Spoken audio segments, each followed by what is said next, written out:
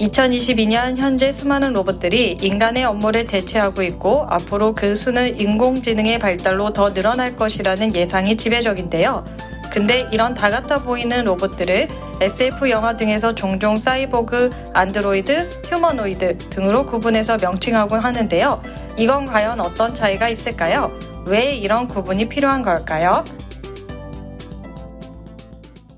안녕하세요. 아제너드 오 작가입니다. 예, 안녕하십니까. 아제너드 2D입니다.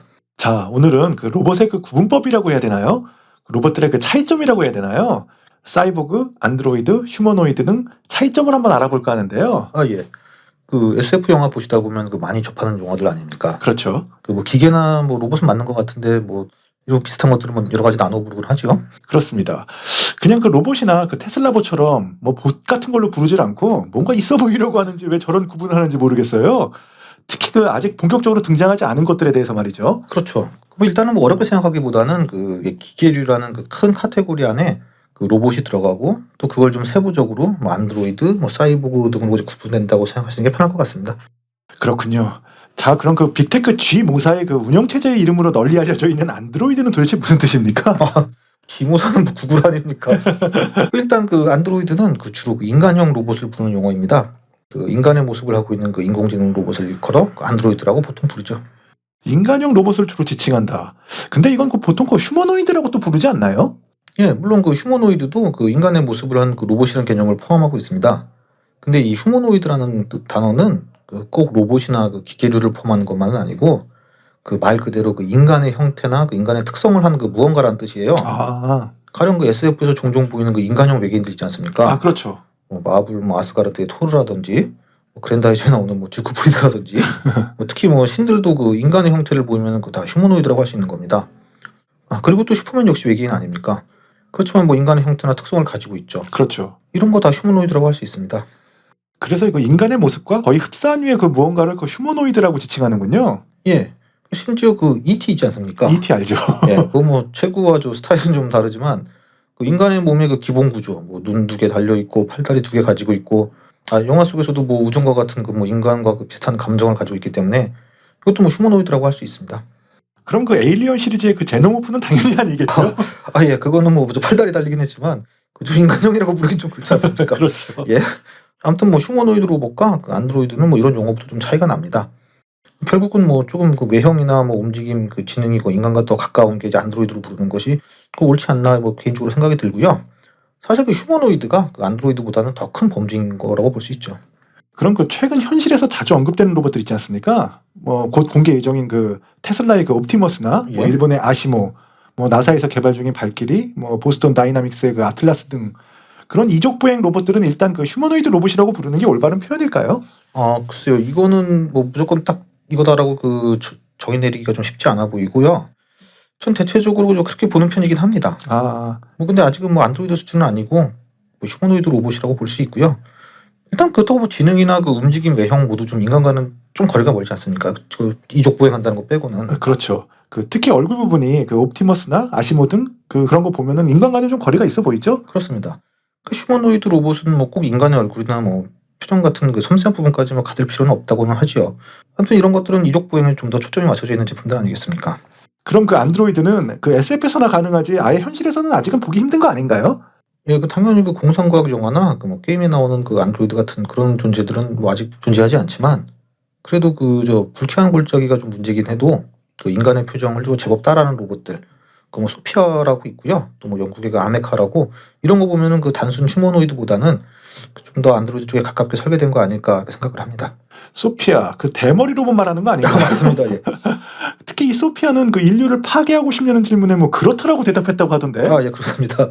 근데 뭐 아직은 뭐 인공지능 쪽은 뭐 완벽하지 않고 뭐 지금 뭐 인공지능을 이야기하는 시간은 아니니까 일단 이거는 패스하도록 하지요. 알겠습니다. 그럼 그 결국은 그 휴머노이드는 그 인간의 형태나 특성을 가진 비인간 존재라는 것이고 휴머노이드 로봇도 그중 한 형태일 뿐이라는 거군요. 안드로이드는 더욱 인간과 흡사한 외형과 움직임 그리고 뭐 지능을 갖춘 기계라고 보면 되고요. 예, 그렇게 구분하시면 뭐 이해하시기 편할 것 같습니다.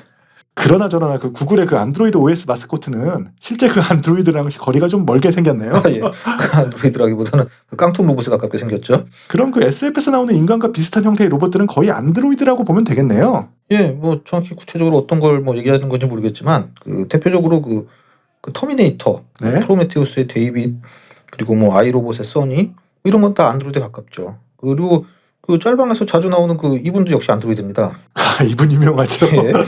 역시 인간과 유사한 외모에 신체 능력은 더 뛰어나고 지능도 더 높은 로봇들을 보통 안드로이드 로봇이라고 부르나 보네요. 예, 그렇죠.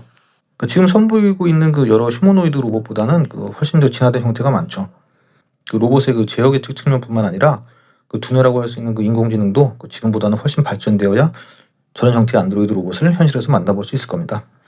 그 달리 말하면 그 휴머노이드 로봇의 그 결국 완전판이 그 저런 SF에서 등장하는 안드로이드 로봇이네요. 그렇죠. 궁극적인 모습이죠. 더 발전되면 뭐 그건 다른 차원의 로봇이라고 봐야 되지 않겠습니까? 그렇겠네요. 그럼 그 사이보그는 뭔가요? 아, 그 사이보그는 그 간단하게 그 로보캅 생각하시면 됩니다. 아, 로보캅이요? 네, 그렇습니다. 그 안드로이드는 그 100%그 유기체가 그 전혀 섞이지 않은 반면 예? 그 사이보그는 유기적 신체 부위에 그 기계적 신체 부위를 모두 가진 존재라고 보시면 됩니다. 그래서 그 로보캅처럼 인간의 두뇌나 일부 신체가 섞인 걸 그 사이보그라고 부르는군요. 그렇죠. 그리고 사이보그는 굳이 인간형일 뭐 필요는 없습니다. 아, 그 로보캅처럼 그 인간의 모습을 취할 수도 있지만 뭐 동물의 형태를 취해도 뭐 사이보그라고 할 수 있어요. 외계인도 신체 일부가 기계라면 사이보그라고 할 수 있는 거죠.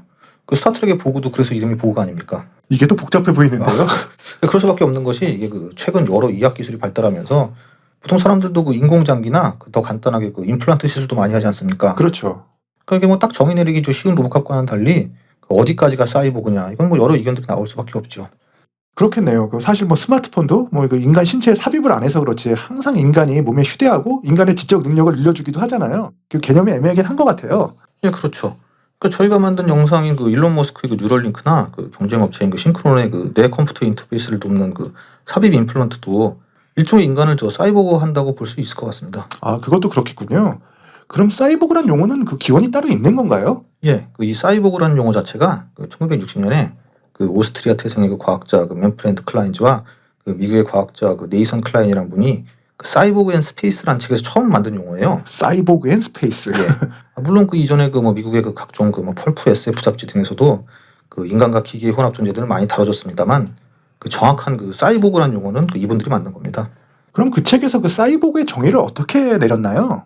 이 책 그 사이보그 앤 스페이스에서는 그 사이보그의 개념을 그 외계 환경에서 생존할 수 있는 그 향상된 인간으로 정의를 했어요. 우주 외계요? 예. 그러니까 뭐 이게 그 강화 인간 뭐 이런 개념이 아니라 그 이 책을 그 같이 지은 그 네이선 클라인이라는 분이 그 생리적 기기 및 그 전자데이터 처리 시스템 설계자여서 그 더 먼 그 심우주 탐사를 위해서는 인간과 기계의 그 긴밀한 결합이 필요하다고 주장하면서 그 정의한 겁니다. 1960년 책인데 비교적 그 맞는 소리 한 것 같네요. 그렇죠. 심우주 탐사에 인간이 적합하지 않다는 건 뭐 정설 아닙니까? 그렇죠. 그러니까 결국엔 그 언어의 기원을 찾아봐도 그 기계를 합성해서 그 유기체의 여러 능력을 향상시키는 게 그 사이보그의 정의라고 말할 수 있을 것 같습니다. 그 안드로이드는 그 조금 먼 이야기 SF라는 생각이 좀 드는데 사이보그는 그 앞서서 말했듯이 그 많은 분야에서 먼저 쓰일 것 같아요. 네, 그렇습니다. 특히 그 의학 분야에서 그 다리를 잃으신 분들의 그 로봇 다리 대체 이야기는 그 오래전부터 이야기되어 왔고요. 예. 실제로도 여러 실험이 이루어지고 있습니다. 그리고 뭐 군인들의 그 외골격 슈트 이런 것도 뭐 사용하기에 따라서 뭐 사이보그라고 부를 수도 있을 것 같고요. 그 영화 그 엘리시움에서처럼 인간의 그 신체와 결합된 형태면 이것도 사이보그라고 할 수 있겠네요. 네, 그렇습니다. 바로 그런 거죠. 그 뭐 그 예전에도 그 600만 불의 사나이나 그 소모즈 이런 거 다 사이보그 아닙니까? 아, 그렇게 되겠네요. 이런 식으로 그 공학, 군사, 뭐 의학 분야에서 뭐 많은 연구가 이루어지고 있고 심지어 뭐 동물을 이용한 사이보그 연구도 진행되고 있다고 합니다. 그 휴머노이드 로봇과 사이보그 연구가 현실에서 많이 진행되고 있는 편이네요. 예, 저는 그럴 수밖에 없죠. 그 전술한 대로 안드로이드는 아직은 좀 더 발전해야 되는 분야가 아닌가 싶습니다. 근데 그 말씀 듣다 보니 어차피 다 결국 로봇 아닙니까? 기계 생명체, 뭐 인조인간, 뭐 이런 범주 아닌가요? 굳이 이렇게 심하게 구분할 필요가 있는지.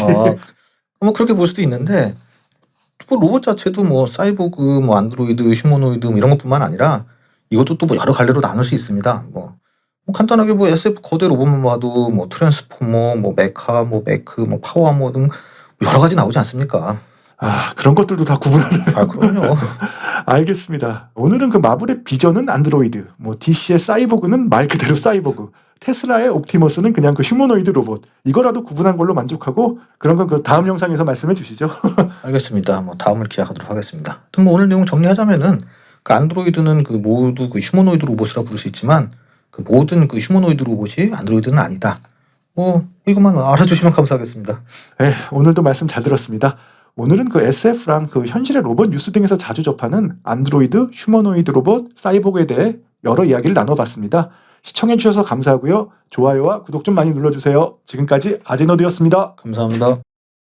자, 영상 유익하게 감상하셨는지요? 다음 시간에 더 재미있고 유익한 영상으로 찾아뵐 것을 약속드리며 좋아요와 구독 부탁드리겠습니다. 지금까지 아제너드였습니다. 편안한 일상 되세요.